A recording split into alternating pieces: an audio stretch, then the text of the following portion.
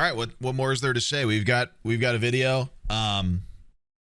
This is from the React channel in Discord. If you have a video you would love for me to watch, relevant to this, irrelevant to this, etc., go to my Discord and go to the React suggestions and put it there. A lot of this stuff comes from the React suggestions, and you have my thanks for doing that because you give me content that I might not have seen otherwise, and we like seeing things and having content. So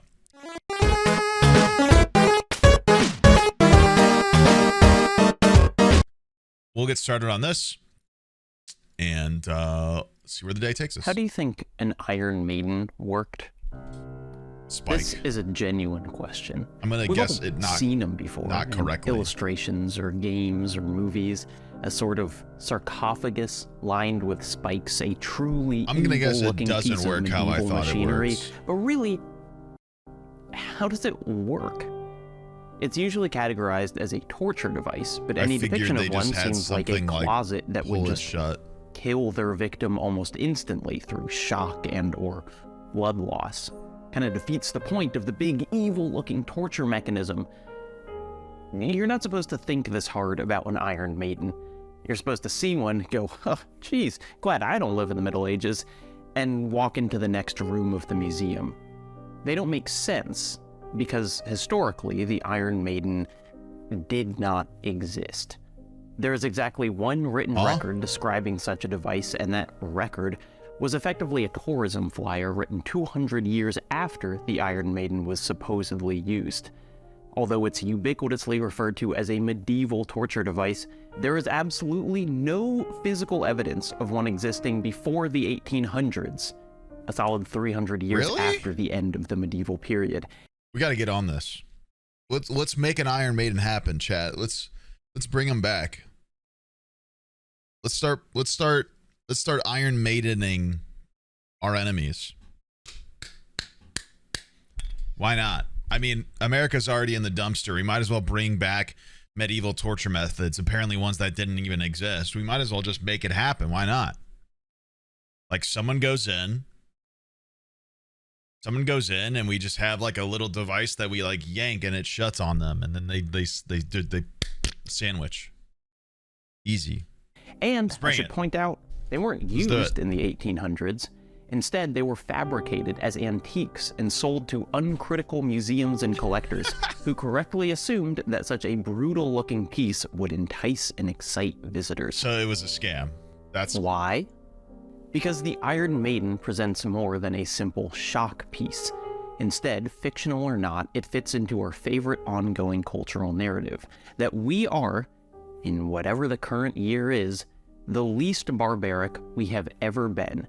That for all our contemporary conflicts and foibles, at least we aren't like that. At least we didn't throw people in an Iron Maiden. Yeah, at least in current year, we don't. In 1888, the state of New York created a commission to determine the most humane and practical method of carrying into effect the sentence of death in capital cases.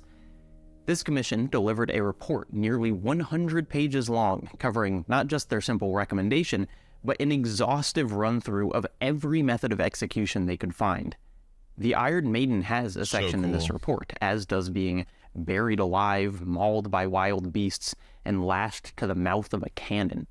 Many sections, such as the Iron Maiden, are based on hearsay rather than historical record. That's crazy. But it's the section idea. on hanging, a method with near infinite history to pull from, that presents the Commission's most self-reflective moment. Interesting. Quoting from a recent issue of Harper's Magazine, they write, "We are led to wonder if the time will ever arrive when the gallows shall be placed as a curiosity in museums, and sightseers shall flock to gaze upon it and marvel how a people who gave so much evidence of civilization and refinement as did their forefathers could have employed such a machine for the amelioration of the moral condition of mankind. Will posterity shudder at a model of a gallows set up in complete working order on a shelf, as we of today shudder when we examine the ancient instruments of torture collected in the old world museums? Will the American of the year of our Lord 2000 be so far in advance of us? We venture to hope so." The report absolutely nails our evolving moral relationship with the methods of this most extreme punishment. There's a really old medieval torture device used for the worst of the worst. They would sit someone down in a chair and force them to watch a sneak stream.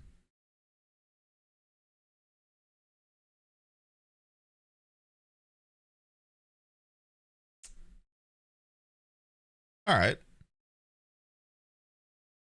Okay. Well, I'm going to go this way because I have food downstairs apparently, and it's not because I'm going to go cry.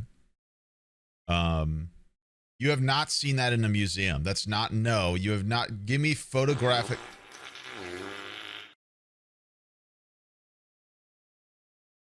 Give me photographic evidence that that's in a museum. No, you didn't. I'm going to enjoy this while we watch this because I actually have a headache.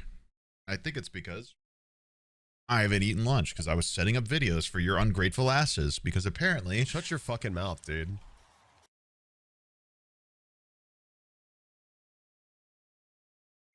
Apparently, it's torturous to watch these streams. In the year 2000, many of us did shudder at the idea of the gallows. But what the Commission in 1888 can't see is the larger cycle, how we excuse the practices of today via the specter of previous barbarism. Spectre. The 120 years since that report was written has seen consistent declarations that not only have we found... That's a great point. We really do justify the things that we do brutally and barbarically because they're not as bad as previous methods. We don't see issue with lethal injection because it's a less cruel way to kill somebody than previous execution methods. That's crazy. Found a new solution to execution, but the old solution was brutish, crass, inhumane. This new solution always represents a new era, the most evolved, the most enlightened. That is, until it too is rendered barbaric by the next development. We're only as smart as the day we exist. Line. This is the narrative of capital punishment. Not beyond. In the United States, at least. From noose to electric chair to injection, each new method of execution has been introduced with the promise that it will do the impossible, take the life of an unwilling participant in a way that is gentle, clean, and enlightened. However, the reality of execution methods paints a different picture. Each successive approach to capital punishment does inform us about the era and culture that applied it, but not in a way that presents some linear arc towards utopian punishment. Instead, the modern history of execution demonstrates which aspects of criminal justice our institutions are interested in evolving and which barbaric elements the system preserves. Prison in general. Now, a little post-introduction preamble. Post-amble. The topic of this video is grisly. While I will not be showing any photos or videos of people experiencing the process of capital punishment, I will be describing events surrounding executions that are undeniably disturbing. If you want to avoid hearing, for example, the things that happen when a lethal injection is botched, I totally understand. Happens a lot. Happens a lot, by the way. Because the chemicals and quantities used in these chemical concoctions for lethal injection, very precise. Very precise. And not only does it take a talented hand to make sure that that's administered properly, some people don't feel like it because they don't care about mercying a irredeemable person. So they just fuck it. You find a different one of my videos to watch. I also suspect that YouTube will not allow this video to remain monetized or unrestricted for long. If you want to support this kind of essay, and I hope you do, because it really takes a lot of effort to put something like this together, I suggest signing up for Nebula, which provides a more stable home for work like this. On Nebula, you can also watch an additional video I made on this Not Going to Death Row. All of that is easy enough to find. We're personally not going to include the specifics of what crime landed any individual person on death row. True. All of that is easy enough to find and can be inaccurate. Lots of people have been put on death row and also executed successfully for crimes they didn't commit. You can look it up. Very bad. Disproportionately, a lot of minority races have been falsely accused of capital punishment crimes and have been executed despite being innocent and despite being found innocent eventually. But despite the pleas of their constituents or defense team, etc., they were denied their longevity of investigation and killed anyway, because the criminal justice system is racially skewed and biased towards white people.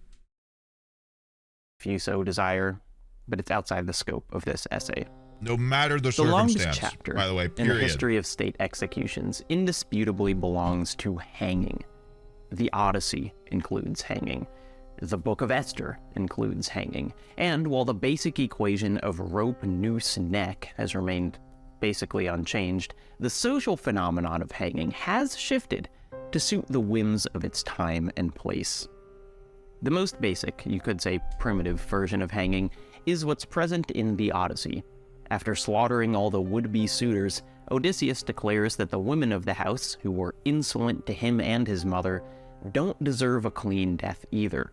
He takes the rope from his ship and strings the offending maids up, one after another. The story notes that the hanged women died most miserably, with their feet convulsing for a while. This slow, drawn-out death was sometimes the point. Odysseus takes care to say that the noose is an alternative to a clean death. Hanging was often a public spectacle, an act of punishment meant to be witnessed.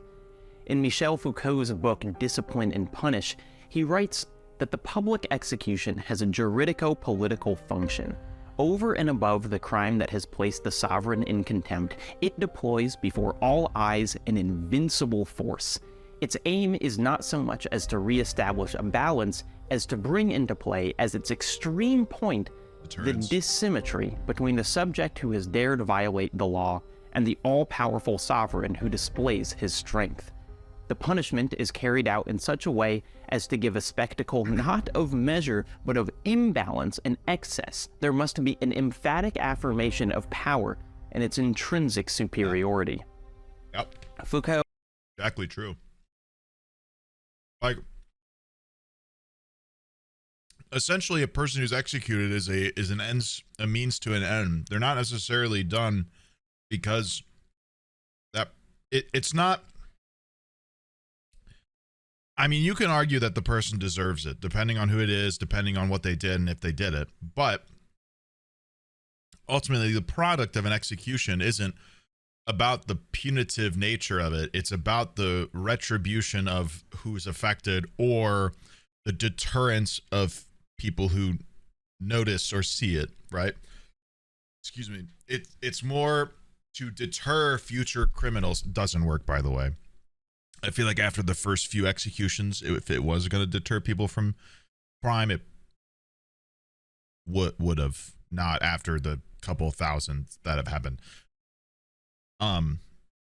But that's essentially part of the point is deterrence and retribution. And the person who gets executed essentially becomes a product of these goals rather than the purpose being to punish them. They're already punished and being punished, and it's essentially how can we use their punishment to our advantage in some ways.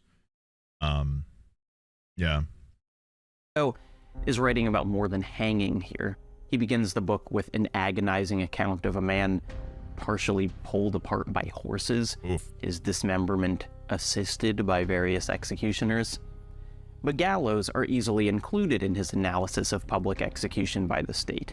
To see a murder carried out at a leisurely pace in front of a crowd was to recognize that the institution doing the killing is unquestionable. Yep. In this way, the looming shadow of the gallows and the slow death by strangulation are points in favor of hanging.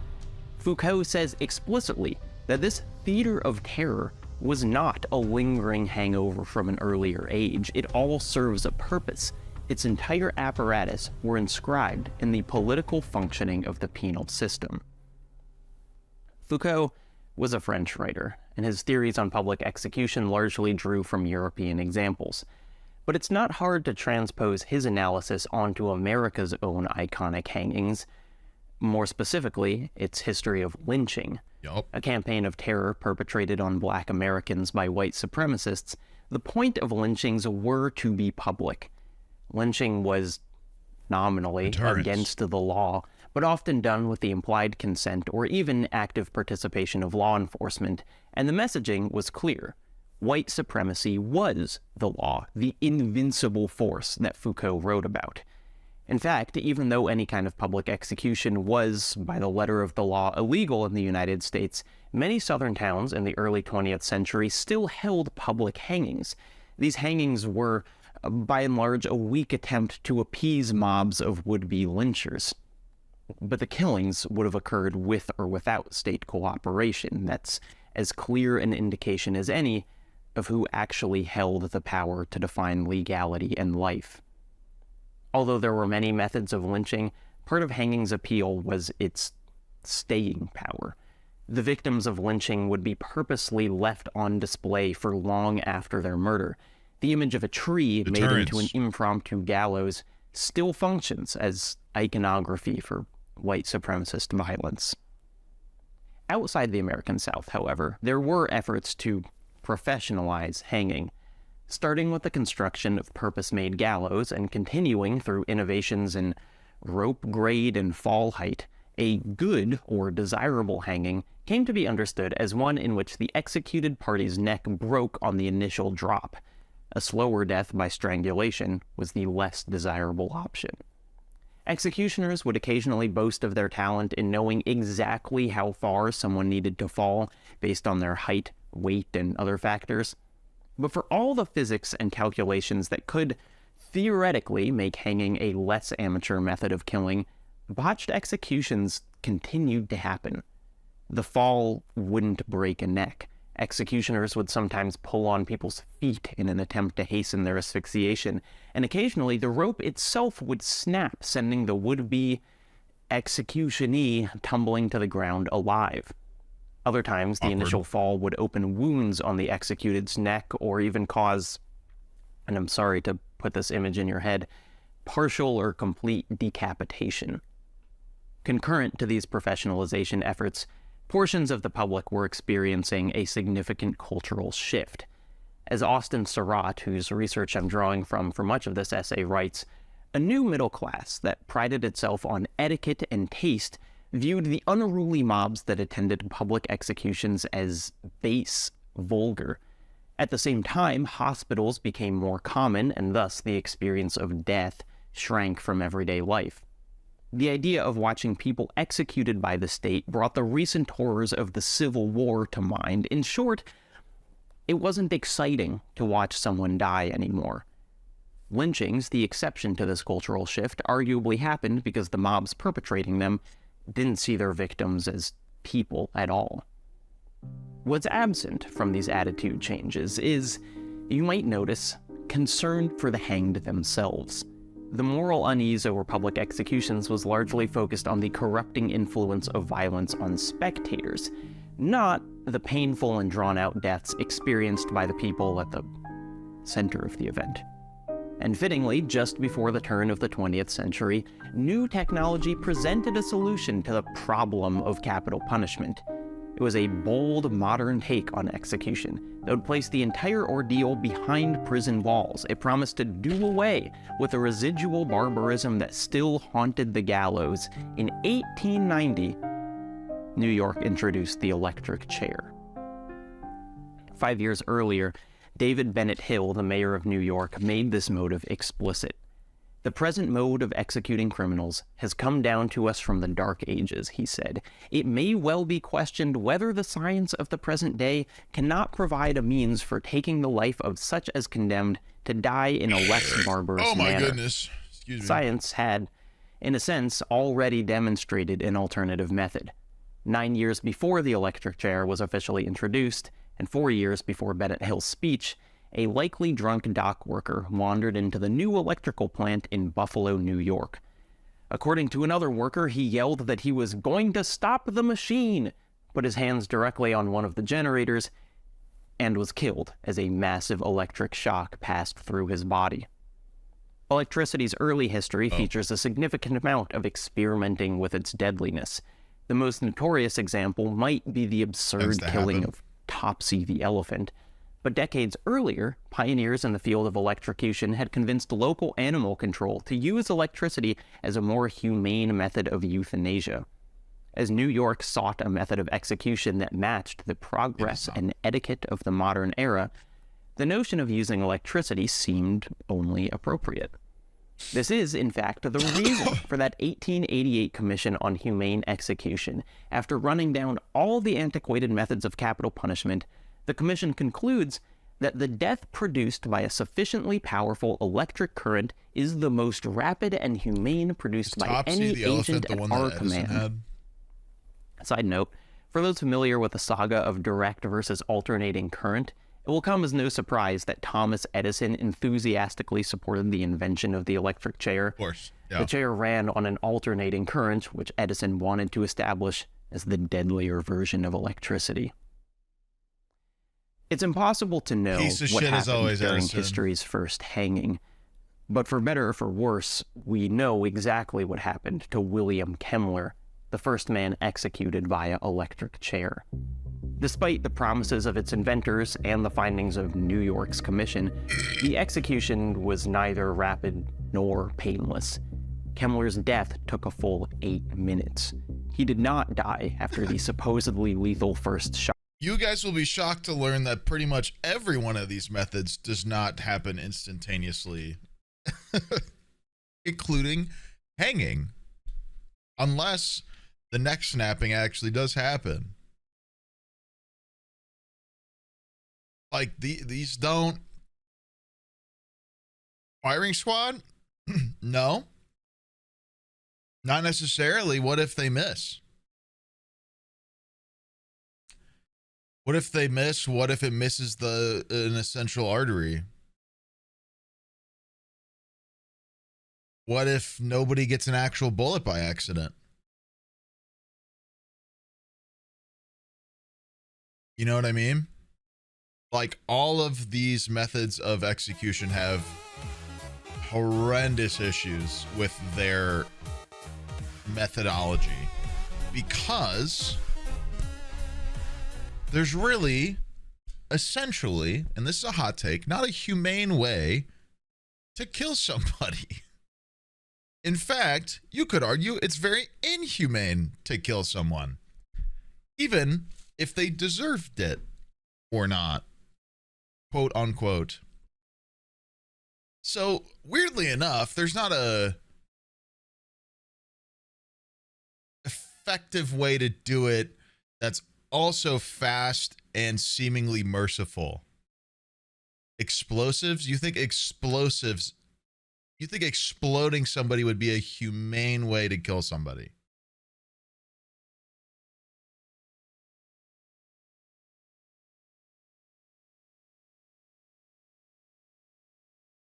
A nuke would do wonders. In fact, it would not. Fast and painless. I don't think Japan would agree. I think Japan has a history of being affected by such and still is. Because it's a horrendous thing to do. Not everybody died from that. Not immediately. Like, you guys are thinking of methods that are slow, or like someone said nitrogen chamber. You don't think, you think letting somebody become like delusional and lose their and lose their breathing over time is humane just because eventually they pass out? They still have to be awake for some of that. That's still pretty inhumane. You're asphyxiating them. People don't just asphyxiate. this is what I'm saying. Like, you know, you watch movies and shit, and the spy, like, you know, like puts his hand around the dude's neck, and the guy dies or passes out or dies within like 20 seconds of it happening. That doesn't happen. Doesn't happen. It actually takes minutes for you to strangle somebody. That's what makes it even worse when you hear that somebody did it, because it takes actual minutes. So whoever's doing so has to sit there and like think about what they're doing while doing it, while this person's still consciously dying. You know? I know a fun, inhumane way to die. Watching Sneegsnag play 5 sci-fi games in a row. And what is wrong with that? And what is the another issue? Month to the fart man. Don't get mad at me, dude. Get mad at the wheel. That was the wheel. Not me. That was the wheel. So said the wheel. So yeah, it's an interesting thing to talk about the humanity behind the inhumane, because once again, like, I don't think killing somebody is humane, no matter what the circumstance. It's absolutely not, period. You cannot convince me differently. Content so much. Hope you're having a great day. I am. Wasn't the wheel proven rigged? No, it was not. You guys are coping because it landed on Subnautica so many times and never got picked. You're coping so bad. Anyway, it's a funny paradox, this sort of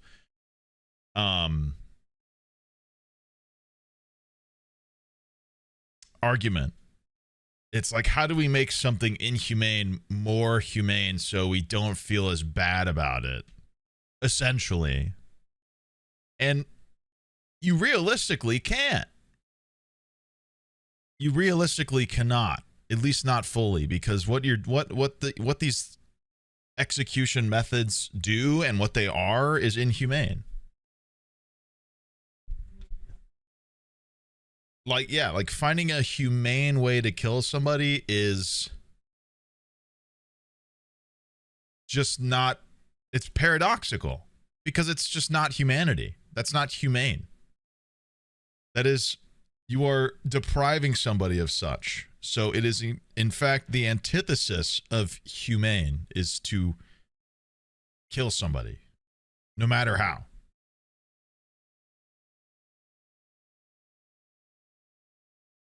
You know?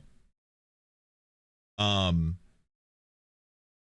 matter what, it's a very inhumane process. And I'm assuming as he goes deeper into these methods, you'll see that time and time again, there are problems or intricacies or complications with the appropriate way to do these things, because they aren't, they clash. You can't, you know, like,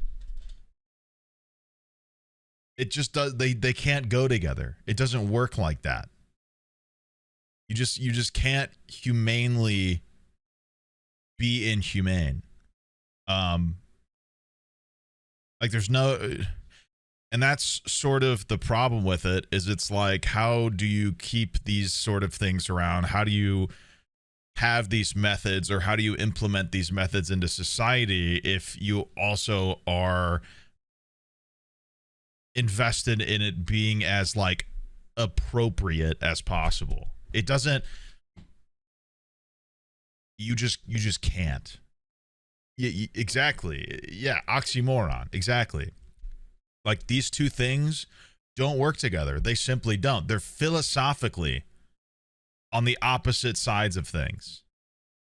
Like, completely. Humanity is life and death is the opposite, or the absence. You cannot implement humanity into death. We don't have enough knowledge. We don't have enough, like, we don't have any knowledge of what happens afterwards. We have ideas. We don't have knowledge. So we can't pretend like anything that we do here and anything that we do in terms of like humanely executing somebody is in any way any less barbaric than the previous methods. It goes back to what he was saying, where like these methods are used now, like the lethal injection is used now because it's nicer than the electric chair or hanging or guillotine, etc. But ultimately, it's all the same shit out of the same barrel. You can't categorize an execution method differently because it's more humane. It just doesn't actually fit into humanity at all. They're just all inhumane because doing so is an inhumane act in and of itself. It's a fascinating topic because this is part of what you get, is you get people who have all these opinions on how it should be done, or what's the better way to do it, how it could be done more humanely, etc. How do we let these people's last time on earth be as respectful as possible? And it's like, well, you just simply can't. You just simply can't. And I don't think that, like, ultimately that's not the goal. That is a sort of blanket put over to make people feel better about being on board with doing so. If you ask me, I think ultimately humanely making execution methods more humane is coping with the fact that you want to be able to kill something or someone. It just doesn't. It just doesn't work like that. There's no way to justify doing so because it's nicer than the other method. It's really fucking not, ultimately. Like, when you really break it apart, you're still just like basically brutally killing somebody. You might just give them a fucking nice warm blankie before you do so, which is like, it doesn't change the fact that it's like fucked up. That's like apologizing like after or before you're about to punch somebody. It's like, it doesn't really change that you punched that person because you beforehand were like, sorry, I'm gonna punch you. Poof. You know what I mean? Like, it doesn't. How does that change a single thing about what just happened? It doesn't. Shock, he drooled, made noises, and his chest continued to move. The executioner threw the switch again, this time for a full minute. Kemmler's body began to smoke, and he gave off a foul smell. He did die, eventually. Not a promising start for the modern solution to capital punishment. But even though it initially failed to deliver a better death than hanging, the electric chair continued operation in New York and was subsequently adopted by many other states. It was in general less error-prone than its predecessor, with no analog to the slow secondary death of asphyxiation delivered by the gallows. However, when the electric chair faltered, it often did so in a way more grotesquely spectacular than what came before. In several cases up through the 21st century, the chair has caused its victims to smoke or even catch fire. In the case of Jesse Tefero in 1976, flames burst from around his head on each of the several shocks it took to ultimately kill him. In one of the most infamous uses of the electric chair, however, nothing about the procedure went wrong. The execution itself was notable because the person being killed was a woman. In 1928, New York executed Ruth Snyder, only the 6th woman to receive capital punishment in the 20th century. But Snyder's death wasn't simply immortalized for her gender. Rather, it was that a picture of her execution ran on the front page of the New York Daily News. The act of capturing the picture itself was an exciting bit of journalistic subterfuge. Tom Howard, a photographer from out of state, so the prison guards wouldn't recognize him, strapped an improvised camera to his heel, with the controls for the long exposure required connected to a bulb in his pocket. The resulting picture is blurry and almost impressionistic, but the abstraction only adds to the horror of it. Straps bind her arms and legs, her face is almost totally obscured by a mask and helmet, yet her eyes are still visible.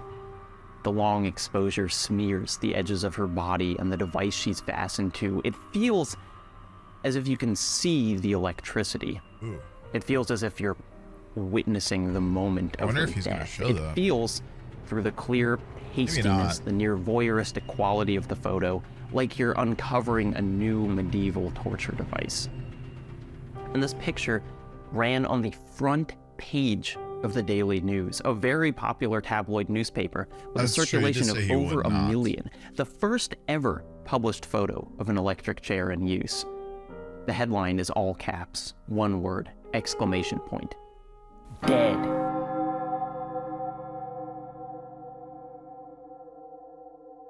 In the very first case of execution by electric chair in 1890, Kemmler's attorneys argued that this new method constituted cruel and unusual punishment. He was sentenced to a mechanism of murder previously only used on animals, with no guarantee of an easy death. Yep. In response, the Supreme Court responded. It's very interesting because, like, once again, it's almost as if you take away from the original purpose of execution that it was originally meant for in terms of deterrence, and you leave it just for retribution, because once again you give the people affected justice, but you've removed the public spectacle of execution, which removes the deterrence and force of nature that the powers that be used it for initially. It's interesting. It's very interesting.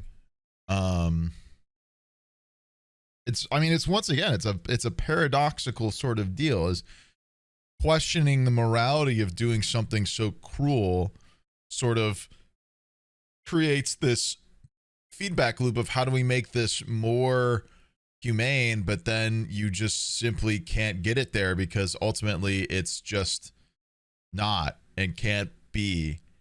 And then you sort of botch the initial purpose of doing so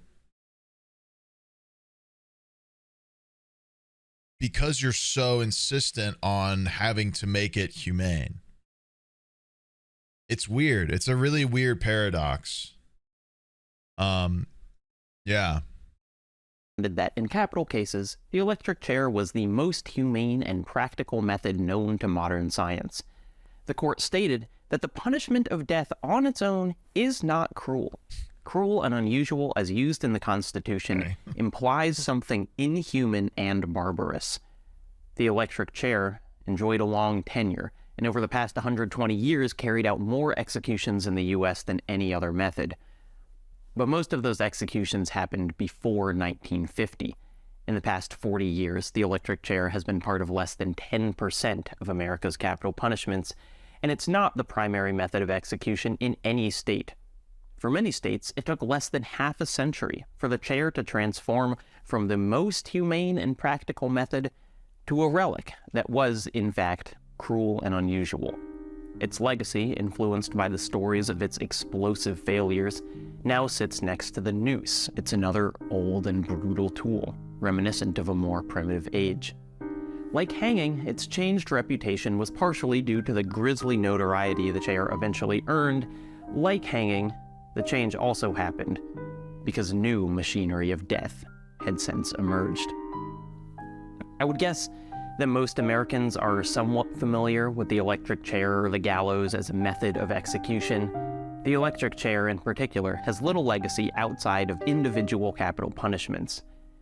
The same can't be said of the innovation Nevada. I was just about to ask if he was going to talk about the gas chamber at all, because there's a weird period between the chair and lethal injection in which America did gas chambers. Introduced in 1924, the gas chamber.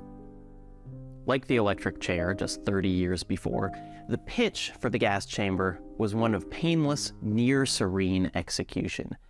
The original idea was that the person sentenced to death could be gassed while sleeping in their own cell, an execution so gentle they wouldn't even know it took place. Even in which did not happen. Once again. Once again, this painless process that is utterly just not painless whatsoever. Just in the 20s, though, it was hard to shake the violent connotation of gas. Liquid chlorine, phosgene, and mustard gas had all been used to terrifying effect in World War I, still held in recent cultural memory.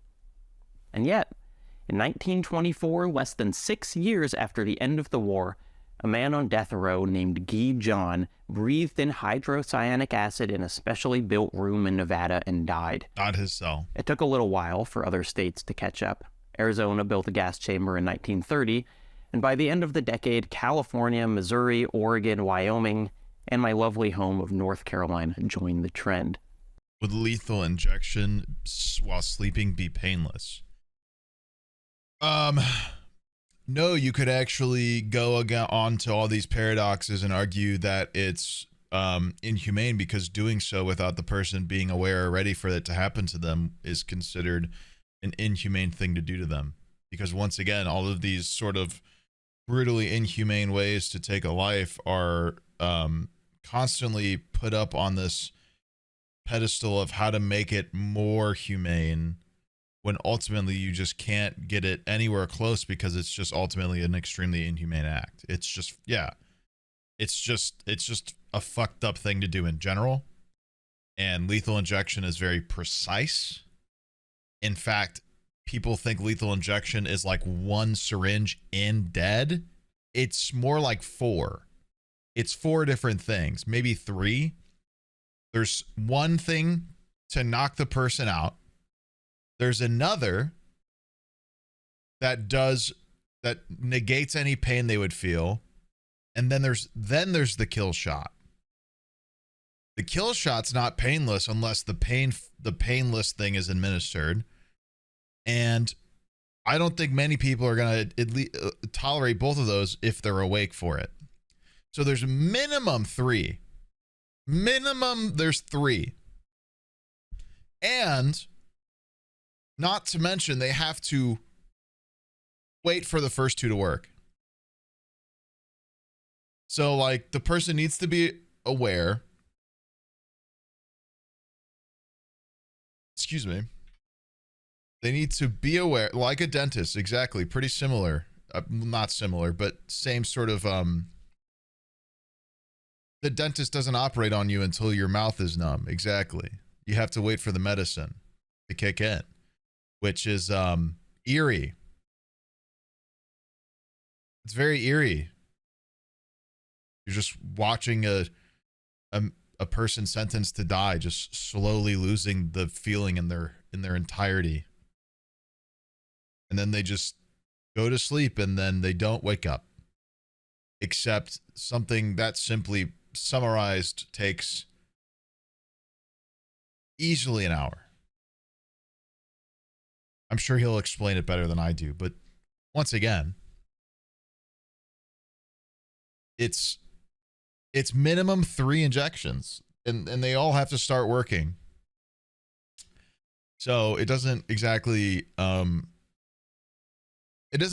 spark humane either, because it's an even longer process than any of the previous. It's a longer process, which you could argue adds to the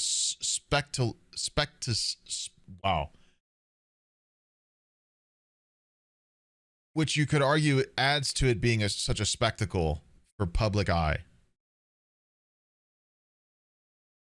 Yes, and it's often messed up when administering, because much like other injections, much like other things, you can't just like throw a spectaclism Why can't I say that? Thank you. You can't just like take a shot and just. That's not how this sort of thing. You can't just like administer an entire dosage of something meant for somebody's entire body and just like jab it in and slam it in there. Like you have to slowly administer medicine when you're distributing so much, which takes time. And then that takes time to take effect. So you have 3 injections that take time to administer. The first 2 can't be done without, like the first has to be done slow. The second can't be done until after the first one takes effect. And then the third can't take effect until the other 2 take effect. And all of them have to be taken slow. And, you know, it's, once again, the more people don't want to think about it. That's the problem. And I'm sure some of you might have turned away from the stream or muted stream or don't want to hear about any of this because it's terrible to hear about. But the more you think about any of these methods and the intricacies of all of them, you truly get a grasp of the hypocrisy of its humane nature compared to previous methods. There isn't. It doesn't exist. Because what is happening is brutally inhumane. And it never works properly. Almost rarely does any of these go fully intended. These are not good methods to do this sort of thing. There isn't a good method because doing this sort of thing, no person is going to be able to do these sort of things to somebody totally adamant, because it's not within human nature to go around killing somebody, whether they deserve it or not.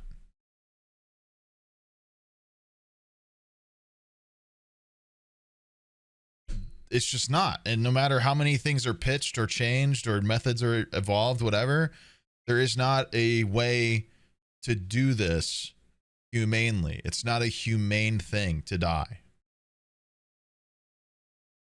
You cannot kill somebody humanely. There might be a way to die humanely. I mean, people die naturally plenty. That would be considered a humane way to die because you're going to the end point of your existence. I can't imagine a better way. But you can't shorten that experience in a way that you can argue is humane. You shorten the humanity of somebody. That is definitively inhumane.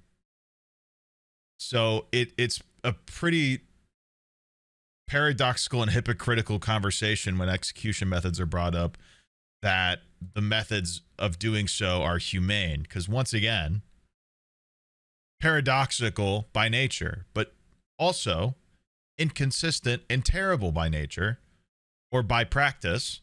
And the more you think about it and the more you read up on these things, and I, you know, in my 4 years of studying criminology, we read these things, obviously, because it's a part of the criminal justice system. There's no morality to it. You can't take the moral high ground on execution or on capital punishment. There's no moral high ground there. It's just inherently wrong. And there's not a way to inject humanity into something like that, because it's the antithesis. But yeah, and I know this is a hard thing to hear for some people. Some people don't want to think about it. I don't like thinking about death. It terrifies me. But at the same time, there are certain aspects of life and humanity that are worth talking about, even if they're uncomfortable, because once again, I don't want a single person that knows me or knows of me to think that in any way that these things are appropriate. Like, it's just, you know, not one person has the ability or the high ground to make these decisions, let alone do them properly. It's just not, it doesn't work. These don't work, and they're inherently inaccurate or messed up. And they're wrong. They get them wrong. They've gotten so many things wrong. Look up the Innocence Project, I beg you. There are so many incorrect capital punishment cases where like the wrong person is accused and died because of it, or would have had the Innocence Project not stepped in. It's a very interesting ethical problem because once again, you get a lot of people who want justice for what somebody has done, but they don't get into the nitty-gritty of the ethical nature of doing this sort of thing, because the more you sort of talk about and flesh out each of these methods, you go, damn, that's kind of fucked up. Damn, that is kind of fucked up. Well, that's kind of fucked up too, because it's all fucked up.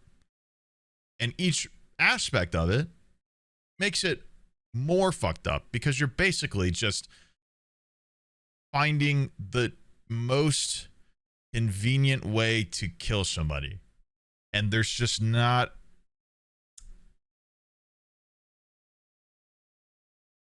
there's no humanity in that. You can't, there's no humane, there's no humane way to go about that sort of thing. You know what I mean? And yet the chamber, too, failed to fulfill its promise of a quick, easy death. In 1936, North Carolina's execution of Alan Foster via cyanide gas lasted several awful minutes, during which time Foster's body spasmed and his eyes showed obvious agony. One local professor wrote that the chamber was a pitiably brutal failure in the search for a more humane way of killing.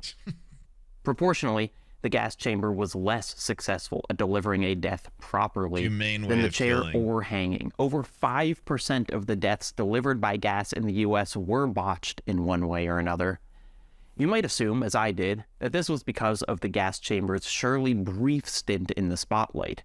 After World War II, after the Holocaust, how could anyone view this as a humane, painless way to go? But you would be incorrect. Not only did gassings continue up through 1999, Maryland, Mississippi, and New Mexico all constructed their own chambers after the conclusion of World War II. Mm-hmm. It's not that the connection went unnoticed. At another botched gassing in 1967, protesters outside were met with the... Technically, some places still had them past the 2000s, I think. I don't know if they were even used, but some places still had them available. Founder of the American Nazi Party, who held a sign that said "Gas, the only cure for black crime and red treason." To be honest, I have a hard time rationalizing how it's even possible the American gas chamber was used for as long as it was. It's a bit shocking. Death slower than its predecessors, was more error-prone, and is inextricably tied to one of the most well-known genocides of all time. Decades. I can only find logic in the chamber in context of what it was succeeded by: lethal injection. The initial promise of the gas chamber was essentially a medicalized death. Surely this rather than gravity, dismemberment, or the barely controlled force of electricity. Why not approach death in a way that resembled, at least aesthetically, the same chemicals used in hospitals? Lethal injection's pitch was almost identical. And more than any execution method that came before it, lethal injection was a triumph of presentation. With a delivery no more horrifying than a blood test, and a death as easy as going to sleep, lethal injection seemed to fill the role the state had been searching for: an involuntary death absent of barbarism. Definitely. Of course, the irony of a medicalized treatment meant to non-consensually kill a patient is clear as soon as you investigate who participates in these death sentences, or rather, who refuses. The American Medical Association, Doctors. The American Nursing Association, the American College of Physicians, the American Public Health... Yeah, you'll be shocked to know that doctors aren't really ones that want to medically kill people. That's really the total opposite of everything that they sign up and stand for within their job and education. So yeah. Association. All Every have denounced healthcare any thing medical ever is professional like, taking part no. in the health-conscious theater of a lethal injection. Together, the association stated that when the healthcare professional serves in an execution under circumstances that mimic care, the healing purposes of health services and technology become distorted. This isn't even a new stance. Back in 1888, the commission searching for a humane method of execution identified the potential deadliness of lethal injection, but wrote that it so resembled the practice of medicine, it is hardly deemed advisable to urge its application for the purpose of legal executions against the almost unanimous protest of the medical profession.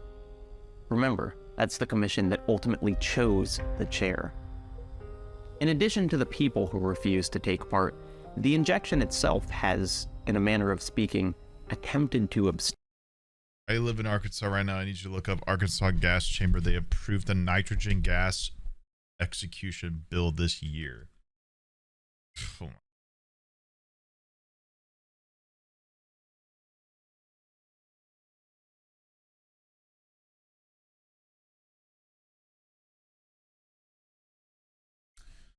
Arkansas lawmakers approved nitrogen gas execution bill. Await governor's signature. This was March 12th.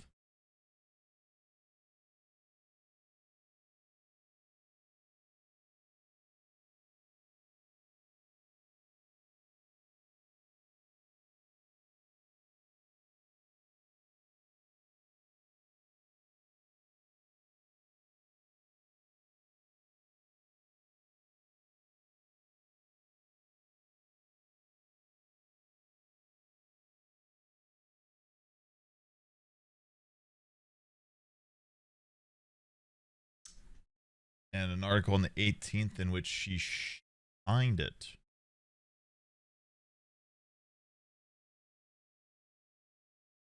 Fifth state to adopt a method that opponents say is unconstitutional.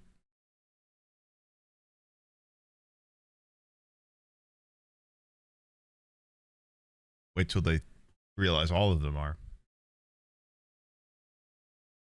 Arkansas has not had an execution since 2017. I'm going to put 4 people to death before a sedative used in its lethal injection protocol fired.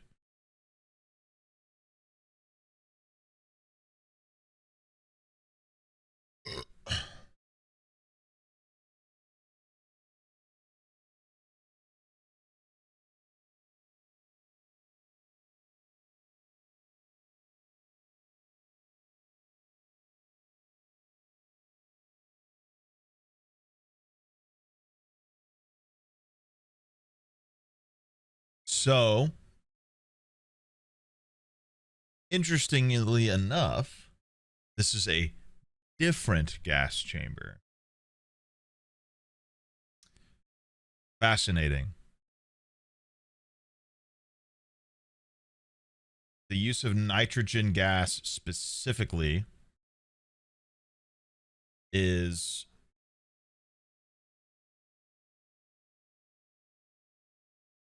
newer. Listen to this.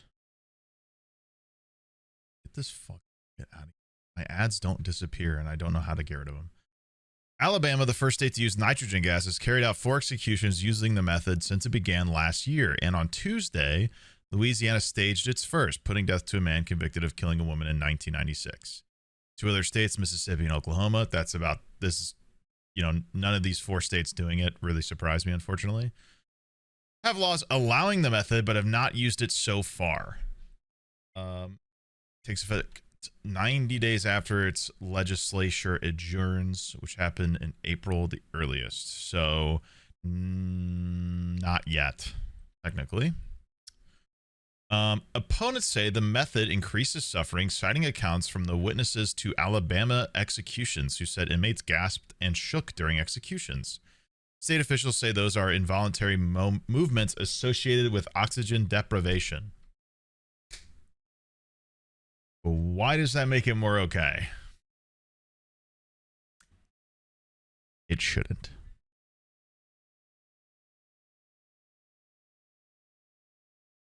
It's, yeah.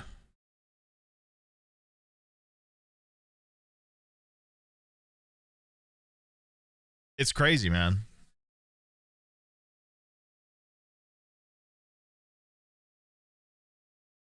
It's wild. Most states in the country initially adopted a 3-drug cocktail of sodium thiopental, pancuronium bromide, and potassium chloride. However, in 2011, Hospira, the primary provider of sodium thiopental, ceased production of the drug, in part because it couldn't otherwise stop states from using it for executions. Some states attempted to pivot to another drug, pentobarbital, for injections, but its manufacturer quickly blocked sales to death penalty states. If you're invested in finding the most humane method of killing a person, the actions of doctors and pharmaceutical companies might seem frustrating. With our history of crude and unsuccessful executions, aren't they standing in the way of the most promising option? But this perspective assumes an effectiveness onto lethal injection that it's never demonstrated. Yep. The promise of the original 3-drug blend was a sedate and painless experience for both the executed and any onlookers. Sodium thiopental would put the subject to sleep, pancuronium bromide would paralyze them, and finally, potassium chloride would kill them. Anybody want to guess how well that worked? It didn't. By a cardiac arrest, stopping their heart. This combination was suggested by the chief medical examiner of Oklahoma, the first state in the country to make lethal injection their official method of execution. When other states followed Oklahoma's lead, they also followed its chemical formula. Simple imitation is how these 3 drugs became the de facto ingredients for lethal injection. What's missing from this history is the validation of the cocktail's ability to do what it promised. Yeah, the selection of the lethal cocktail was done quickly and near randomly. Jay Chapman, Oklahoma's medical examiner, was not an anesthesiologist nor a toxicologist and chose an anesthetic and paralytic based on his own experience being anesthetized, a process that notably did not result in his death. Even at the time, Chapman admitted that he didn't do any research. Well, I didn't feel nothing. Interviewed 30 years after he unwittingly chose the chemicals that would be used to kill over 1,000 people, he said, "I had absolutely no concept at the time. This business of lethal injection was a pure sidelight." I tell you all this to make sense of the fact that lethal injection has the highest botch rate of any execution thus far discussed. Proportionally, the most fuck-ups in the past 120 years. Over 7% of the state. Let's run that back so you hear that again. Just so we're clear. Keep in mind, this is the current most humane method of execution right now. This is like the whole argument, is that it's the most humane. I tell you all this to make sense of the fact that lethal injection has the highest botch rate of any execution thus far discussed. Proportionally, the most fuck-ups in the past 120 years. Over 7% of the state's attempts to carry out capital punishment with lethal injection have contained some failure of protocol or chemistry that has inevitably made the supposedly painless death into an excruciating sideshow. And despite the drug cocktail's contentious history, of which I've barely scratched the surface, many executions are botched before the chemicals are even introduced. Often, the staff, who remember are typically not doctors or nurses, are unable to find a suitable vein. This search can, and has, gone on for hours. While the injection is intended to go into the arm, executions have been attempted with the IV running into an inmate's legs, their neck, or even their groin. Finding a vein is no game. Because once again, no like legitimate doctor or nurse, phlebotomist, etc. want to medically kill people. That is the exact opposite of everything that they swear to within their everything. You want to move out of this country?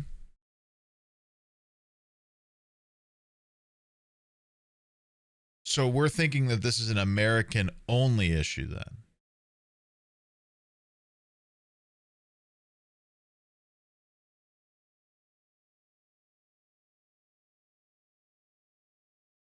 because it's not. It's really not. It's taking any of this and being like, wow, America's fucked, I gotta go, is crazy. It'll happen anywhere else. This is a consistently humanitarily like issue permanently. This is permanently an issue for everybody, not just America, everybody.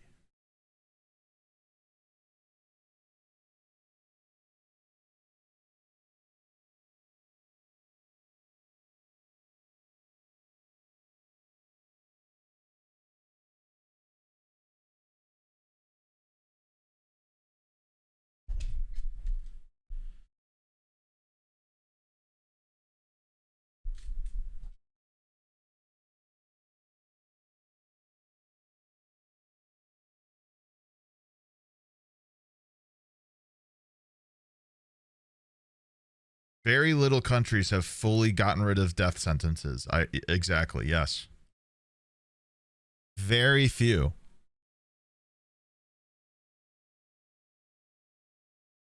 Like pretending like going elsewhere will fix the flaws and horrors of humanity is an attitude you don't want to keep around, because you're just going to hate where you are, and that's a terrible way to live. There's plenty to be upset about no matter where you are in this on this planet. But at the same time, there's always something to be upset about.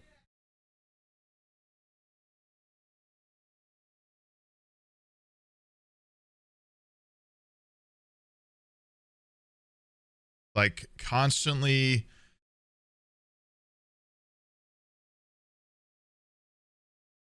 just constantly like thinking any of these issues, because it's reported through American history, is an American only issue, is a great way to be miserable ultimately. It doesn't matter if a country abolished this, it doesn't matter if a country never did it, which is not true, by the way. I don't think any country ever didn't do this at some point. Like,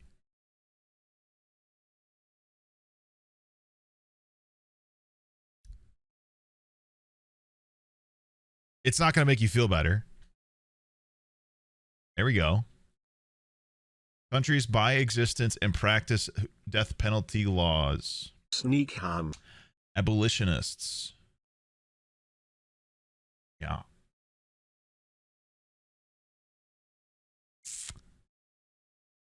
Abolitionists in practice is an interesting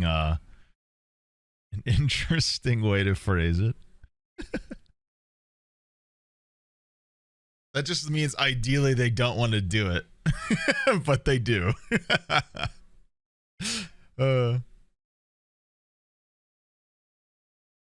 That's funny. It's like, it's literally like, we don't want to, but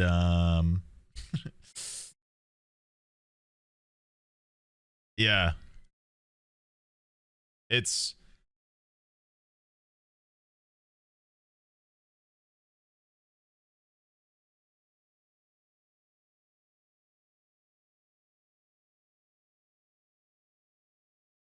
Yells are money, time, and resource sinks that are slightly influential at best and awful the majority of the time. You'll be shocked to know that death row and funding capital punishment and execution is actually more expensive than keeping people in jail for their life, by the way. It's more expensive. It's more expensive to have somebody on death row. Yes. Really? Yes. Do you know how these chemicals, these made up, these random concoctions that this guy came up with off the top of his ass are very expensive? And the banning of them by medical boards and providers due to the morality of giving people chemical concoctions to execute people with, due to the banning of those being sold in that method, only has created other concoctions that are more difficult to create and more expensive.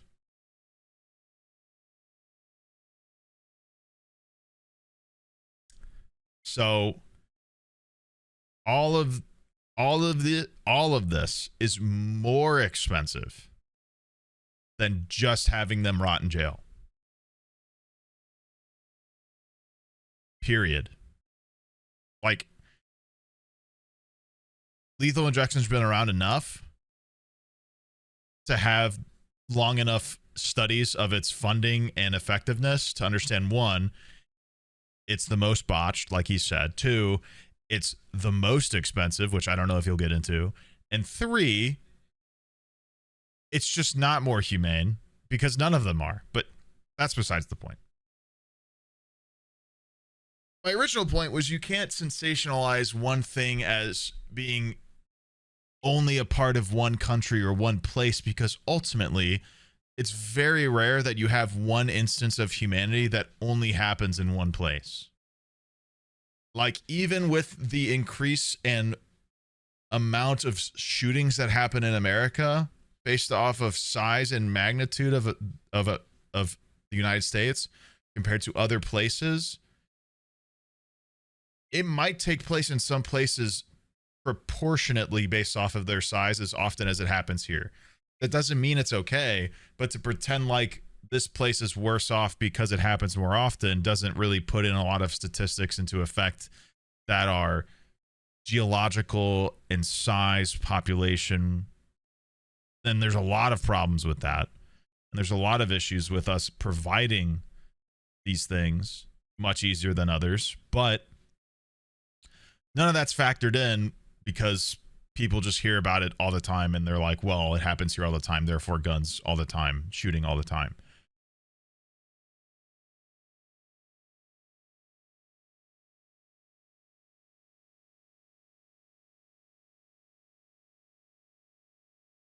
Well, the problem, so this is the problem with prison reform, is prisons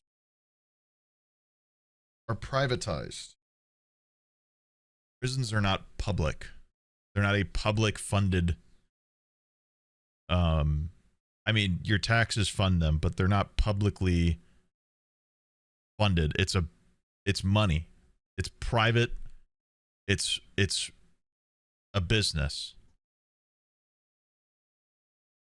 That's the whole game for prisons, is it's a business.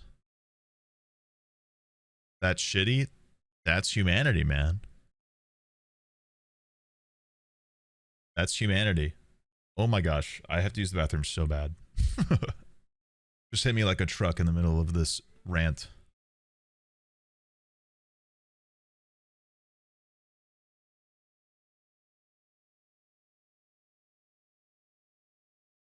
Yeah, and there's a lot.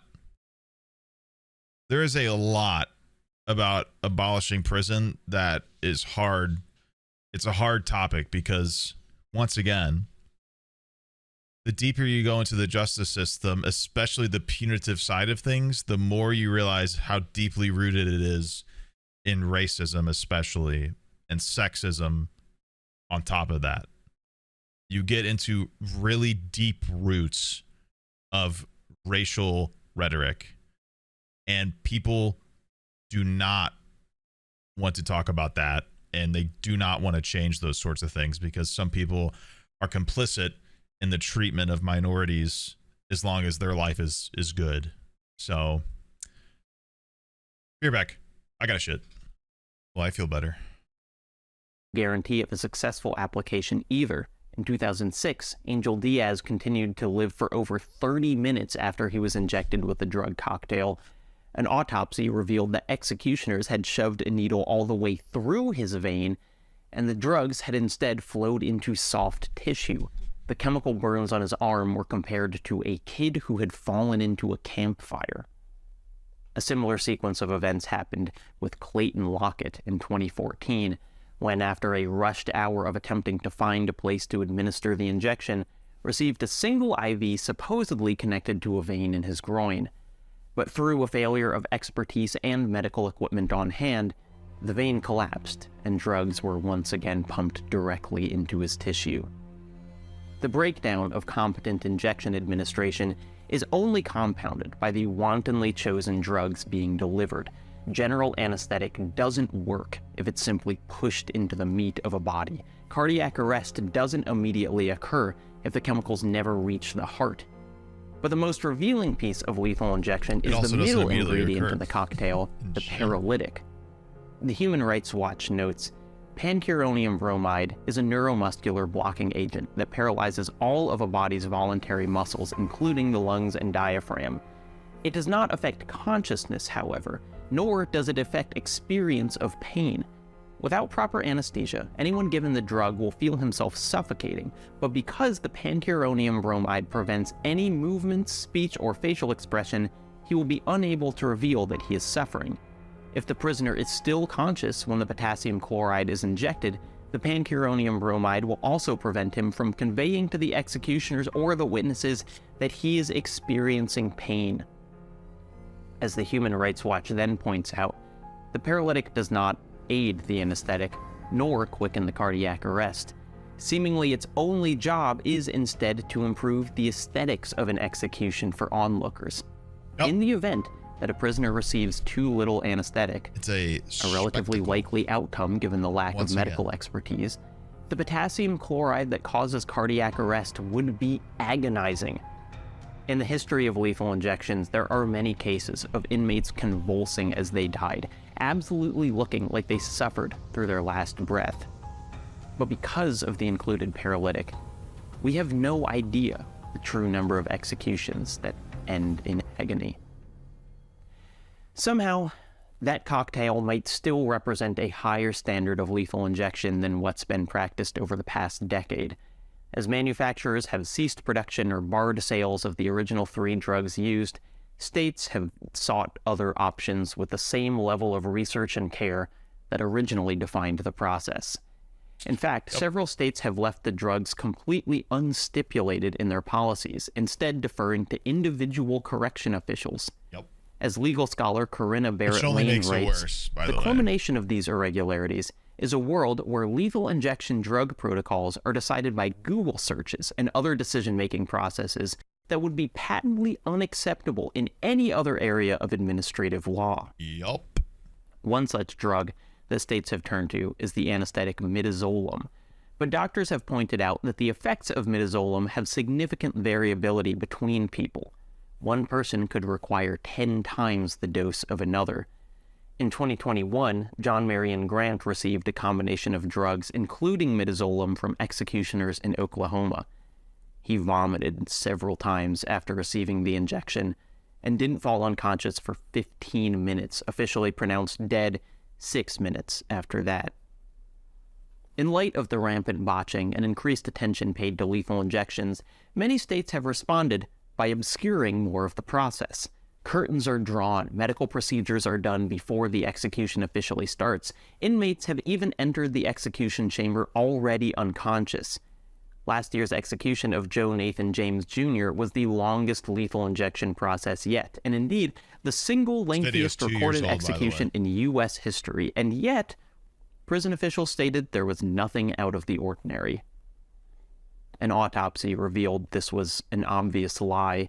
James' body was covered in puncture wounds, unexplained incisions, and bruising.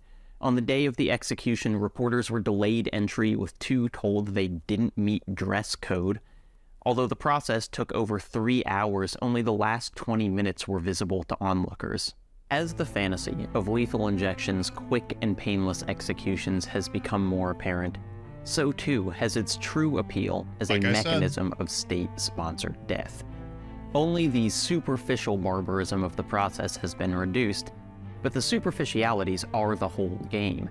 Actually delivering a humane death is far less important than presenting the appearance of one.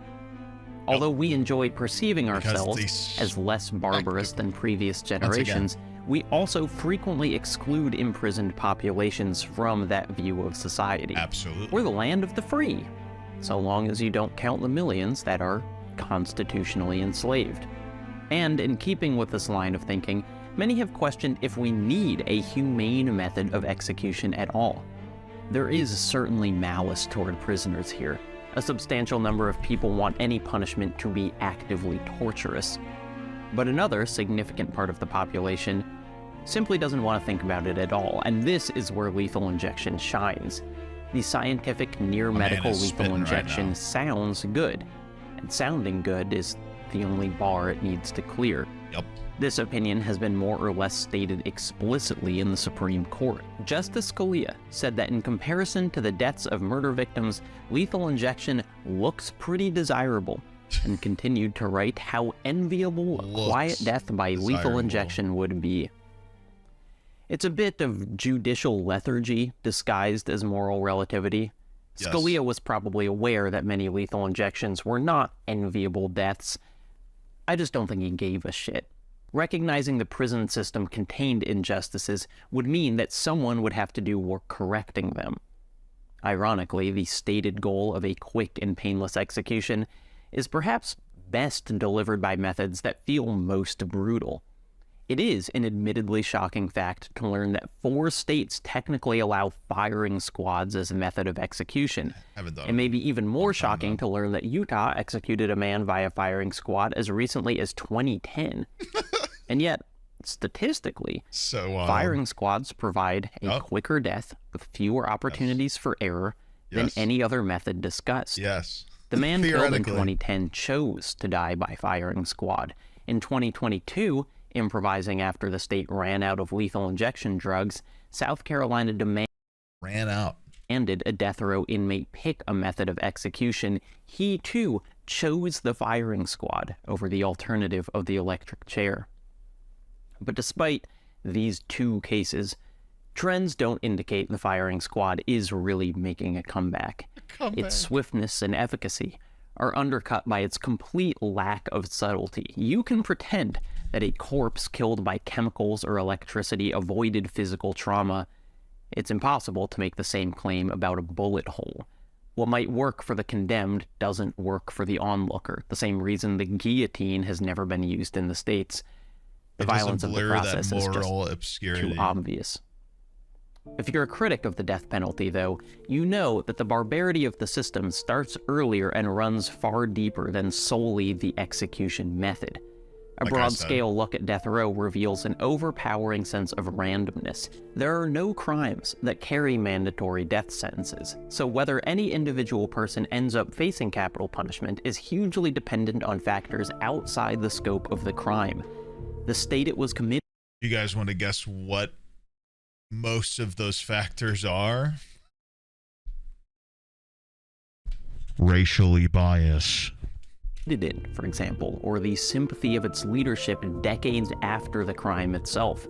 The average person on death row has been there for almost 20 years. They could be granted clemency by a politician who wasn't even old enough to vote when the crime was committed.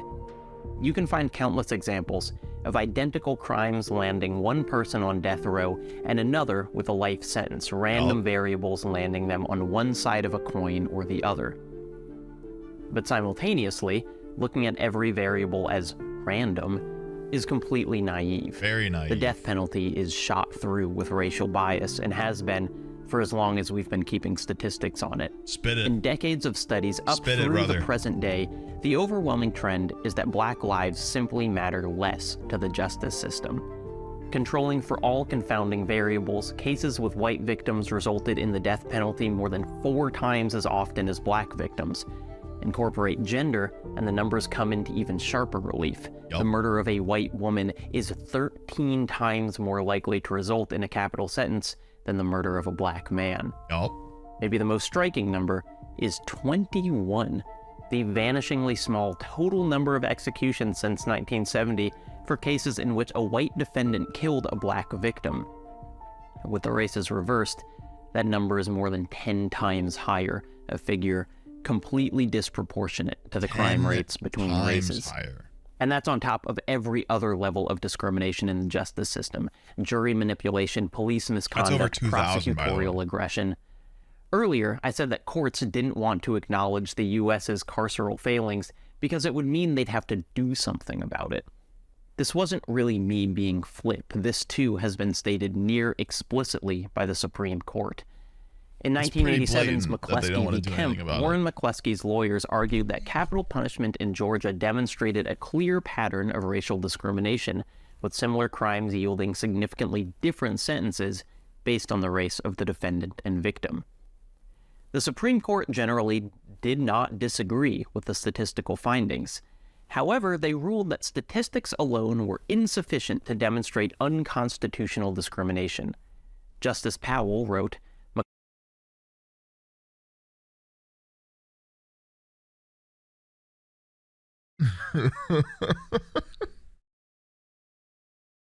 Statistics showing the trend of racial discrimination by our justice system doesn't exactly reflect if there's racial discrimination.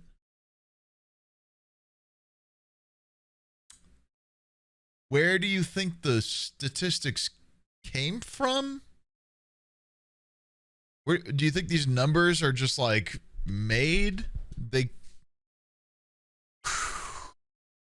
Yeah, what else do they want? Well, they want to not do it. That's basically what he's saying.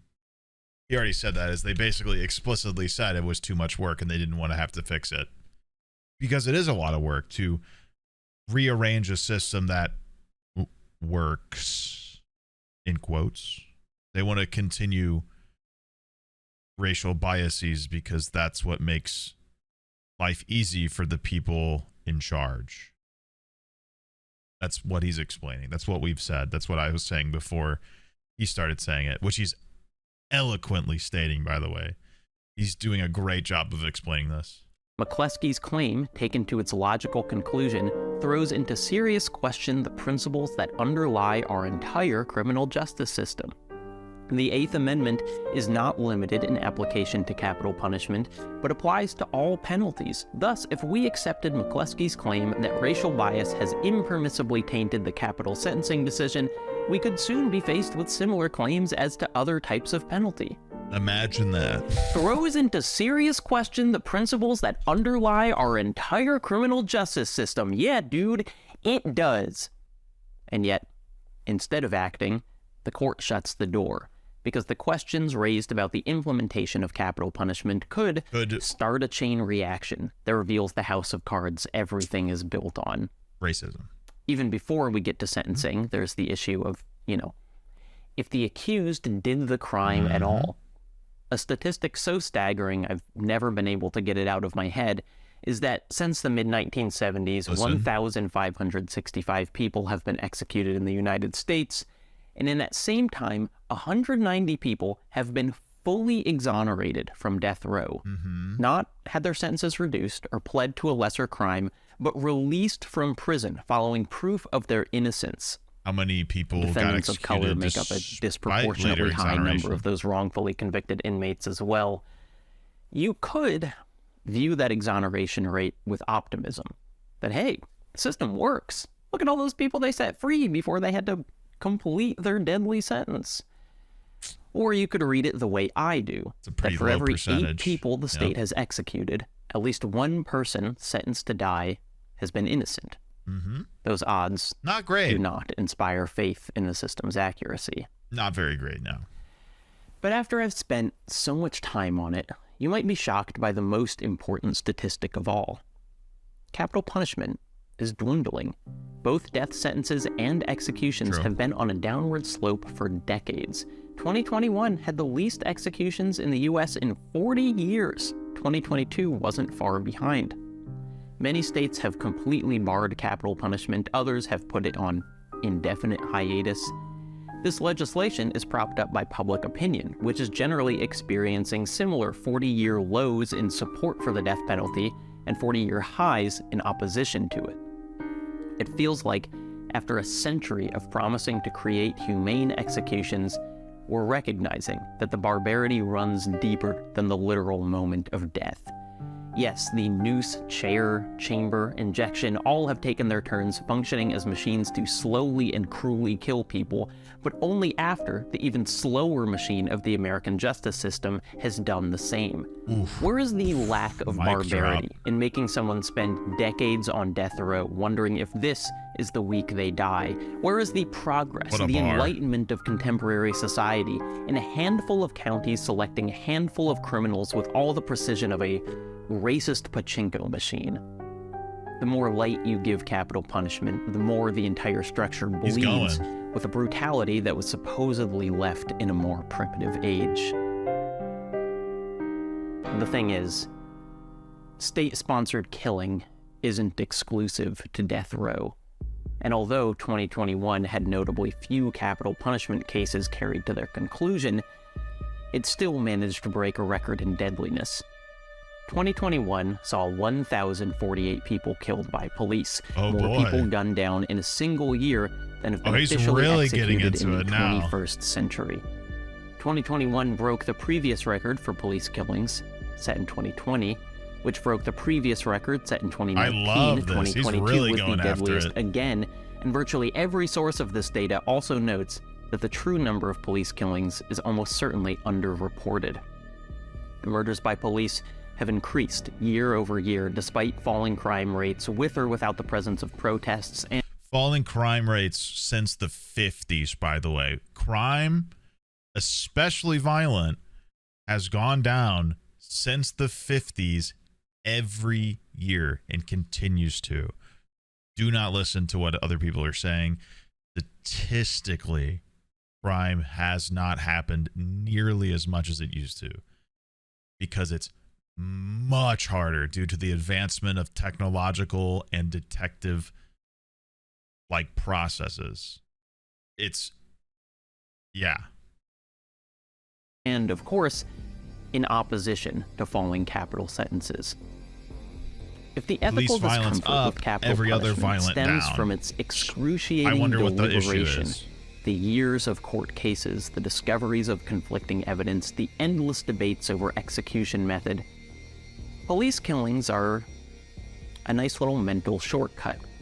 No court case whatsoever. No uncomfortable process to bureaucratically decide what moral consequence they deserve. No chance of an exoneration, no eventual recognition of personhood, no tortured death by a machine supposed to deliver a humane one.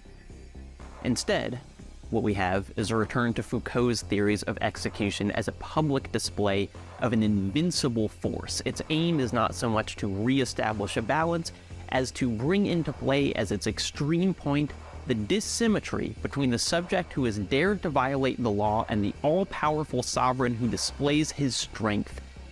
And when this is the goal, any method is fair play, shooting, strangling, beating to death. Nor does the law have to conform to pre-existing written standards. When an individual becomes judge, jury, and executioner, they are the law, and can such decide when their sovereignty has been questioned and what retribution they can respond with. This superiority is not simply that of right, but that of the physical strength of the sovereign beating down upon the body of his adversary and mastering it. The ceremony of punishment, then, is an exercise of terror. Last year, researchers mapped police killings onto the geographic history of lynchings in the United States. Wouldn't you know it, even after controlling for factors like crime levels, segregation, and socioeconomic conditions, the number of lynchings in a given county is a significant predictive factor for rates of execution by police today. Previously, I talked about the history still tied to the noose, the thousands of murders that erased the line between mob violence and legally sanctioned death sentences. But the problem was never the noose. The humanity of white supremacist lynchings couldn't have been solved if they opted for a more gentle delivery of death. The legacy of legalized murder instead presents itself most clearly in who was allowed to wield it.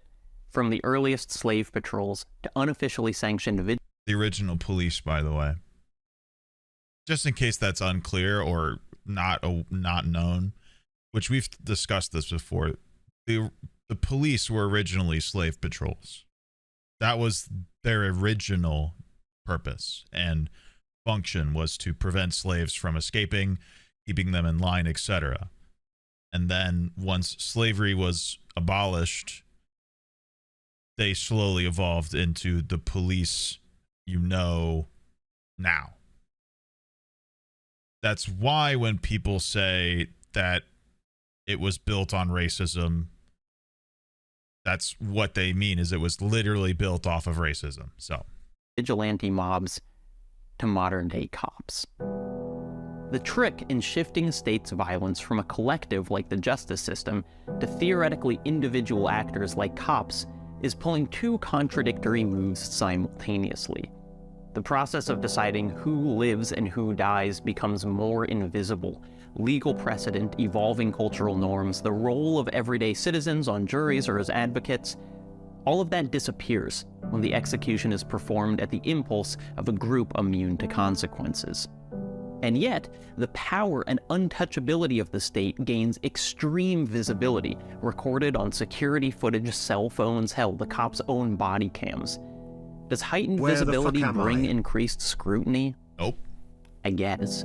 But when the results of that scrutiny are ballooning budgets and a kill count that continues to go up year after year, it feels like state violence has instead made itself inescapable. Every headline, news station, and social media inundated with the implied message that this institution can simply do whatever it wants. Late in his book, Austin Surratt writes that, for as prevalent as they are, botched executions. Has he taken a cut? Like, has there been any cuts in this video? Has he just been going off for 53 minutes? I don't think I've seen a cut in his filming. It's actually kind of impressive. I haven't been paying attention, but it kind of just feels like he's just been going off the whole time, which is crazy. Executions only account for maybe when he does full photos, amount of movement within the larger trend of the death penalty.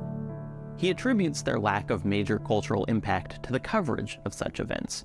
Write-ups of horrific executions treated the botchings as individual mistakes, flubs made by a single staff member.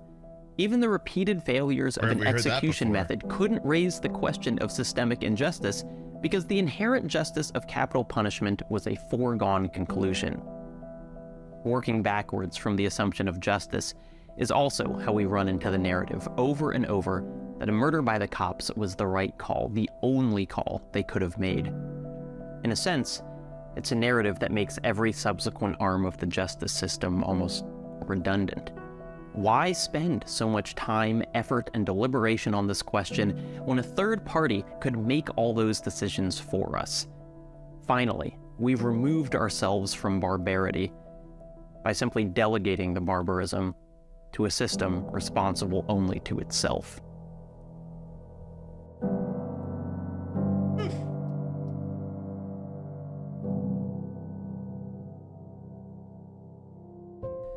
This video does not mark the beginning of my interest in capital punishment, nor even is it the first time I've written about it.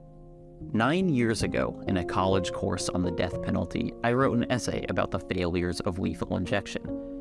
At the time, I remember being very proud of it. I still have it saved, but haven't read it since I turned it in. Or I hadn't until just now. Deciding whether or not to use capital punishment was only one of the choices the states had to make. The method of execution was also left to their discretion. On a new video exclusive to Nebula, you can watch me perform this essay in the same way that I do with my written work now, except this performance of it is my first time reading it in my old writing. Or make lasagna. Or fill an essay with... He's just advertising whatever this is, but I mean, damn, man, gotta subscribe for that. But holy shit, I mean, it's hard to add on to that. I mean, he really, I did not expect him to go after it that deeply, but like I said before I took that break, and you know, you're like, how could people do this, etc. But like, once again, like he said, when you point out the contradictories of capital punishment, you really you really expose the deep-seated core of the criminal justice system, which is inherently racially biased and extremely flawed and built upon racism. And that is a can of worms that, excuse me, that's a huge can of worms that some people want to keep closed due to their own racial biases or due to their inherent laziness, because obviously racism is a difficult subject, but an unacceptable variable of our system that needs to be changed.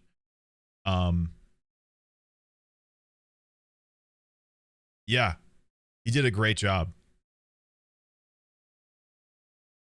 He did a great job of slowly exposing the core difficult nature of capital punishment. And I mean, you could, you know, I don't know if I've ever said it as elegantly as that, but like you can really, I've said this a few times easily about the nature underneath capital punishment and how it's truly racially biased. It's just not a consistent or dependable thing. It's not accurate. It's most of the time fucked up and botched. And as a part of this video went into, like, inherently inhumane, and this focus and necessity of it being humane completely contradicts itself. And then there's this focus on the humane method, which completely smokescreens all the other fucked up probabilities of even executing somebody to death, which is this the right person? How do we know? Also, how do we do it properly? And then you find out that like realistically, unfortunately, both of those things happen way more often than people would like to think about. And then if you start thinking about that, you realize, damn, this happens in smaller microcosms within the criminal justice system itself in every other aspect, almost as if the entire system itself is built upon the same racial bias. Imagine that. But you start to unearth these issues with this very serious topic, and the reason people don't want to discuss it further or change it or get rid of it is because it unearths every single other evil, rotten root of the criminal justice system, because all of it started decayed and wrong and has grown into this just terrible process that does not work for anybody other than the people in charge of enacting it, because they don't have to be responsible for any of the things that they actually do. So, wow, what a great video, man. What an excellent video. Happy to have watched it. Happy to have shown more light onto it, because I've gone off about capital punishment a few times, at least on stream. So, you know, I feel very strongly about this myself, just as somebody who's studied the system, and capital punishment in general. It's just, you know,